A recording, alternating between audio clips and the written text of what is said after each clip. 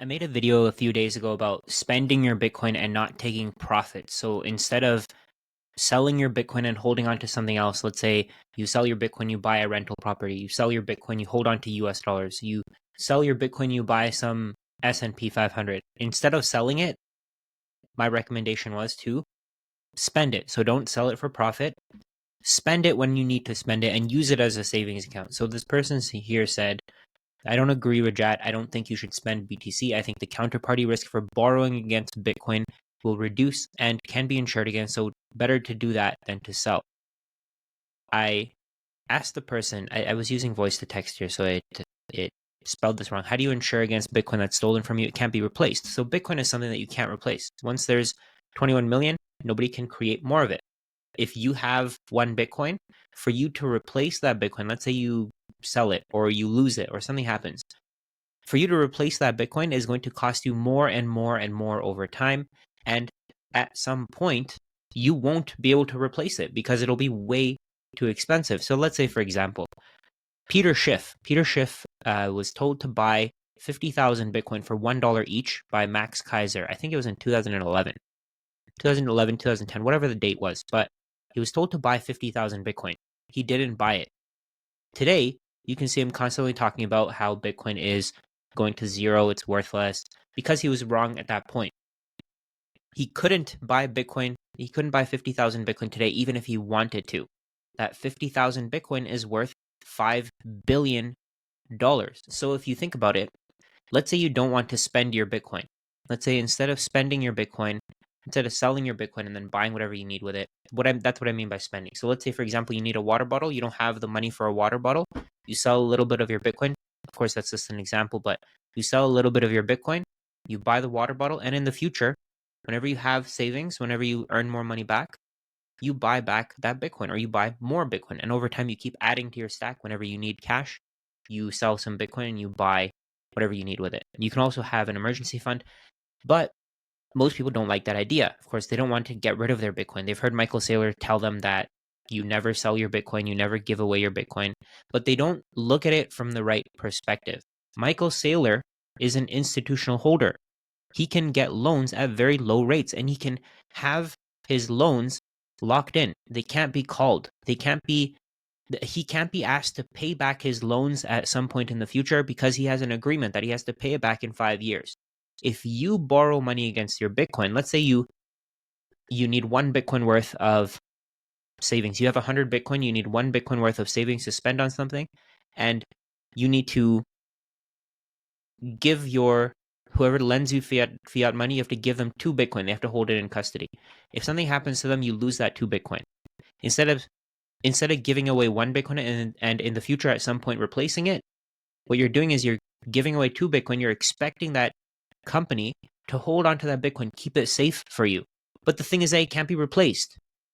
If that company goes bankrupt, let's say, for example, they have tons of Bitcoin. Let's say FTX. People bought Bitcoin on FTX.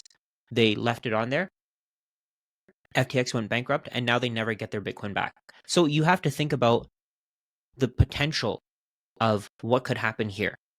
What if you want to buy a house and the house costs 5 Bitcoin? You have 20 Bitcoin, and instead of selling 25% of your stack, you're willing to borrow against 50% of your stack. So it costs 5 Bitcoin, you have 20 Bitcoin. You have to give 2 times the collateral of however much fiat you want to borrow, because then what the lender can do is if the price drops 50%, they can liquidate your collateral and they can get back their cash because they're assuming that you may not pay them back.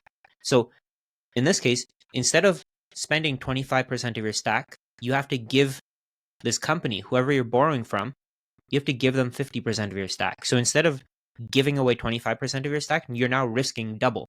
You're now risking even more. And there could be a scam wick. There could be a wick where Bitcoin's price drops so hard, so fast, that nobody can predict it, nobody sees it coming, and your collateral gets liquidated. Then the price shoots right back up, and you can't buy back your Bitcoin. You can't sell your house fast enough to buy back the Bitcoin that you just lost. What do you do then?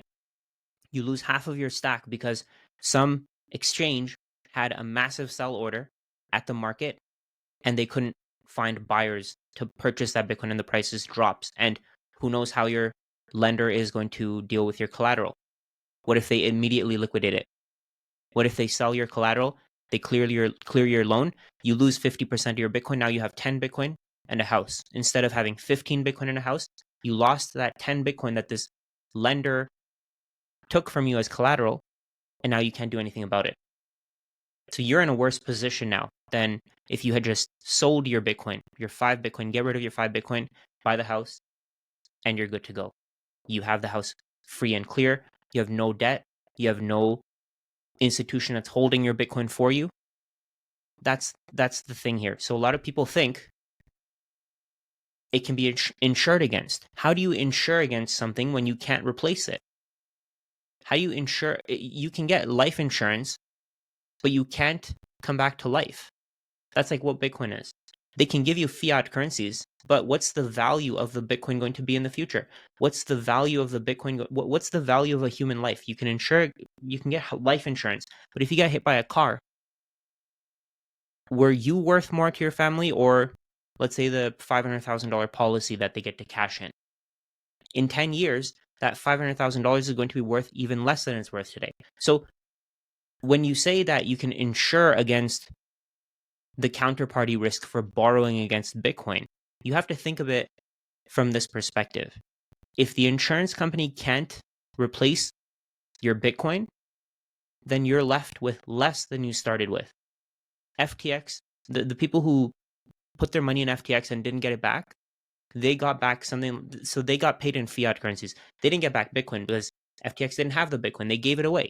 So they got fiat currencies. They got something like, I think they've already gotten it. I don't know when the payout is, if the payout has even happened already, but they would have gotten something like $16,000 per Bitcoin that they had on FTX. So they would have gotten back 16% of what the Bitcoin is worth today.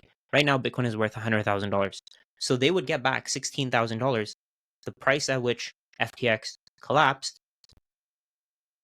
And instead of having 1 Bitcoin, they now have 0.16 Bitcoin. This is what insurance does to you. This is what fiat insurance does to you. Fiat policies are made with the idea that the amount of money in your policy, the amount of money that your policy is worth, is going to decrease in value over time. So it'll be easier for your insurance company to pay you back at some point. That's the point. You can't do that with Bitcoin. It gets harder to accumulate Bitcoin over time. It gets more difficult.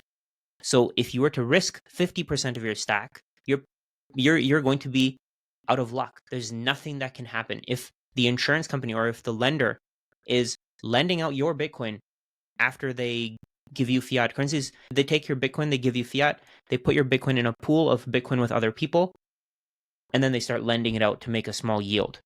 And then the borrowers who borrow from them go bankrupt. Your Bitcoin is gone. Are you willing to take that risk? I personally wouldn't. It's up to you, however you think of it. You can do that if you want to. I'd rather sell some Bitcoin and pay for the things that I need. Like, let's say I need to pay for something that's $1,000. I'd rather sell $1,000 worth of Bitcoin, pay for that bill, and then over time, as I get my income back, I accumulate more Bitcoin. So that's what I did with my business. I sold the Bitcoin and I put it into something that would increase my cash flow going forward. So now, if I wanted to, I can continue to use the business that I built with the Bitcoin that I sold to generate cash flow. And going forward, that business will probably buy back 10 times more Bitcoin than the Bitcoin that I spent on it. Wouldn't you say that that's worth it? It depends on how you think of it as well. If you're going to spend your money on things that are consumable, let's say you're going to spend your money on a vacation. Maybe that vacation builds memories, but it's never going to bring you cash flow. It's never going to bring cash flow in. I like cash flow from businesses. I don't like cash flow from real estate. I don't like cash flow from stocks. I'd rather build my own business, have all the cash flow rather than paying an executive team, paying a marketing team, all that stuff. I'd rather deal with all of that myself, build my own cash flow, have that cash flow coming in for a very long time, because percentage wise, I'll probably get a much higher return on my investment. So over time, I'm okay with selling a little bit of Bitcoin to fund a business, to fund something, some kind of activity that builds my wealth going forward. So back to this topic here. I don't think you should spend BTC. I think the counterparty risk for borrowing against BTC will be reduced and can be insured against, so better to do that than sell BTC. If you borrow against your Bitcoin, you're taking the risk of never getting that Bitcoin back. You can go ahead and do that, but don't say that whoever you borrowed fiat currency against, don't blame them. They're just running a business. People try to blame Sam Bankman-Fried. They try to blame Mashinsky, whatever his name is, the guy from Celsius. They try to blame him. They say, "Oh, he ruined my retirement." No, he didn't. You gave him your Bitcoin. You let him borrow your Bitcoin. You chose to get a yield on your Bitcoin, and this was the risk that you didn't foresee. You didn't see that if you're getting 15% returns on your Bitcoin just by putting it in an account, you don't realize that Celsius has to do something to get that 15% return. They have to lend your Bitcoin out, and they never got that Bitcoin back. So if you're going to do this, if you're going to borrow against your Bitcoin, be ready to never get your collateral back. It's very likely that the person that you're borrowing against is doing something shady in the background. They're doing something that's going to lead to you losing your Bitcoin, never getting it back, and being put in this position where you feel worse for borrowing against your Bitcoin rather than just selling it. And there was a comment right under the comment that I posted. Agreed, at this point in the game, it's way too risky to borrow from your Bitcoin. The only reason why borrowing would be better is because there is no tax, but I wouldn't know who to trust. And the whole point of Bitcoin is you don't have to trust third parties. So when you're borrowing against your Bitcoin, you have to give your Bitcoin to somebody to hold on to it. They're not just going to give you money. So let's think of this logically. You have to trust a third party when you borrow against your Bitcoin. Let's say, for example, if you were to use your bank, you give them your Bitcoin, you trust that they're going to have that Bitcoin when you pay back that loan. But what happens if they don't? What happens if they do something that takes your Bitcoin away from you? And this is my exact point. You don't know who to trust. You can borrow against your Bitcoin. You can give your Bitcoin to someone and they can lend you fiat against that Bitcoin. But they're going to want to take custody of your Bitcoin, because if they don't get to take custody of your Bitcoin, or if they don't get to put into some kind of escrow service and the escrow service and the lender collude, you lose your Bitcoin. But let's say, for example, if they just leave that Bitcoin in your possession, what you could do is you could default on the loan and then you can move the Bitcoin. You can move it somewhere else. You can put it in another wallet. You don't pay back their loan. They don't get your Bitcoin. They don't get to deal with, they don't get your collateral. So they get put into this position where they get scammed. So why would they lend you fiat without taking full control, full custody of your Bitcoin? It wouldn't make any sense. I mean, maybe there are some lenders out there. If there are some lenders out there, then I don't know, maybe they're going to go bankrupt not too long from now because they lent unsecured debt against Bitcoin, which is, in my opinion, very stupid. So I think at this point, instead of taking profits, you should sell your Bitcoin and just pay for whatever you need to pay and then replenish that Bitcoin at some point in the future. I would generally only sell Bitcoin to buy things that are productive. I wouldn't sell Bitcoin personally to buy things that maybe are consumables. So if you have a choice against not going on vacation, maybe don't sell your Bitcoin. I think that would be smarter. But if, let's say, you need to pay for your groceries and or you need to pay for your rent, you probably shouldn't go homeless to hold on to your Bitcoin. That's the point of Bitcoin. Bitcoin is a savings account. You don't have to exchange your Bitcoin for something else when the purchasing power goes up. The point of Bitcoin is to increase your purchasing power over time. If your purchasing power goes up, that doesn't mean you give away your Bitcoin. It's going to go up even more. Right now, if we look at Bitcoin's price, it's at above $100,000. Who knows? Maybe it'll dip down. Maybe it'll come back down. Who knows? Who cares? If you have a long enough time horizon, it doesn't matter. So let's just make this point a little clearer with the 4-year moving average price. So over time, the average price of Bitcoin in 4-year terms has always gone up. So if you were to hold for 4 or more years, you would do extremely well. Extremely, extremely well. The price would always go up. You'd always be increasing in purchasing power. And there's a reason for this. The reason for this is that fiat currencies can be created at will. More and more fiat currencies can be added to the financial system. More and more fiat currencies will always chase Bitcoin. The amount of people who want Bitcoin will always increase because most people have no idea what it is right now. Over the next few years, we're going to see the people who are alive today accumulating Bitcoin, but the amount of people who want Bitcoin will always increase because there's more and more people being born every single day.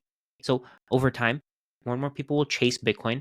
The 4-year moving average will continue to rise. It'll continue to rise forever. If there's some point in the future where the 4-year moving average doesn't rise, either your government has become extremely responsible with its spending, or I don't even know what else. I don't even know what else would cause that. Maybe they stop printing money. Maybe they stop borrowing money. Maybe all that stops and there's no more dollars going in. But even then, I think Bitcoin will still rise. The 4-year moving average will still rise because people are moving value from the real estate market into Bitcoin, and from stocks into Bitcoin, from bonds into Bitcoin, from every other asset into Bitcoin. So even if the money supply doesn't increase, Bitcoin's price will continue to go up.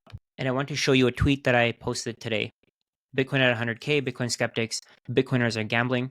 Bitcoin holders know I studied money, psychology, energy, game theory, economics, property rights, and history for thousands of hours. Bitcoin at $1 million, Bitcoin skeptics, Bitcoiners got lucky. Bitcoin holders know I studied money, psychology, energy, game theory, economics, property rights, and history for thousands of hours.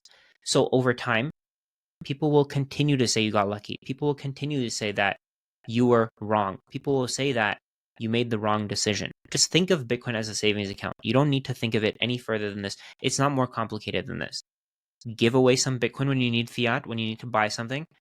Get more Bitcoin over time, accumulate more fiat, and buy Bitcoin with it. That's it. That's all you have to do. That's the simplest plan that you have to follow over time. Keep spending less than you earn, keep increasing your income. That's it. You don't have to worry about borrowing against your Bitcoin. You don't have to worry about paying the taxes on your capital gains. Just pay them. It's not that big of a deal. Just pay them. Just pay for the country that you're living in. Pay for what you have to pay for. You live in a country, you have certain rights, you have a certain way of living. If you move somewhere else where you don't pay taxes, maybe you don't have the same way of living. Over time, I think on a Bitcoin standard, governments will become more responsible. So I don't really see this being a problem over time. I think the tax rates will decrease on a Bitcoin standard. And as always, I want to make the point clear that most people will ignore Bitcoin until it's $1 million or more. How many people do you know that want one whole Bitcoin? Every single person that I know that's studied Bitcoin wants a whole Bitcoin. And the reason for this is unit bias. People want the rounded figures. They don't want 0.01 Bitcoin, 0.98 Bitcoin. They don't want to tell their friends, oh, I have just under 1 Bitcoin. They want to tell their friends, I have 1 Bitcoin, I have 10 Bitcoin, I have 100 Bitcoin. The people who have 0.09 Bitcoin are going to want 0.1. The people who have 0.009 Bitcoin are going to want 0.01. So over time, those numbers will keep increasing. The people who study Bitcoin will want more. More and more people will figure out how Bitcoin works. Most people are going to ignore this until it reaches $1 million. I would not be surprised if that happens within the next 4 years. So instead of gambling with your Bitcoin, instead of borrowing against it, instead of taking the risk of having your lender go bankrupt on you, just sell some of your Bitcoin, buy it back in the future, use it on things that will increase your cash flows in the future. Give yourself a way to increase your income. Always build your income. Don't think about keeping your Bitcoin forever. Michael Saylor's phrases work for him. They may work in general, but in some cases they don't work anymore. You do have to sell your Bitcoin sometimes. You use Bitcoin to buy utility. You sell Bitcoin to buy utility. I know in the current system we sell fiat currencies to buy utility, and we can accumulate as many fiat currencies as we want, but at some point I don't think that's going to be the case. At some point you're going to have to get used to selling your Bitcoin, exchanging your Bitcoin directly for goods and services. And just one last comment that I want to mention here. When and how do we, holders, get rewarded? Just holding it doesn't put food in your belly or a roof over your head. Eventually, one must sell. And completely agree. That's the point of my video here. I wanted to say to this person, you spend it on the things you need and want. You don't sell it for profit and hold dollars. You don't give away your Bitcoin to hold other things. You spend it on your lifestyle. That's the point of money. You use money to purchase utility. Bitcoin in and of itself has no utility. There's nothing that you can do in the real world with your Bitcoin because it doesn't exist in the real world. It doesn't need to exist in the real world. People will accept it over the internet because we live in a digital world. We live in a world where everything is done online. So the plan here is extremely simple. You spend less than you earn when you can. You buy Bitcoin with extra fiat. You sell Bitcoin if you need more fiat. You keep studying Bitcoin and you're happy.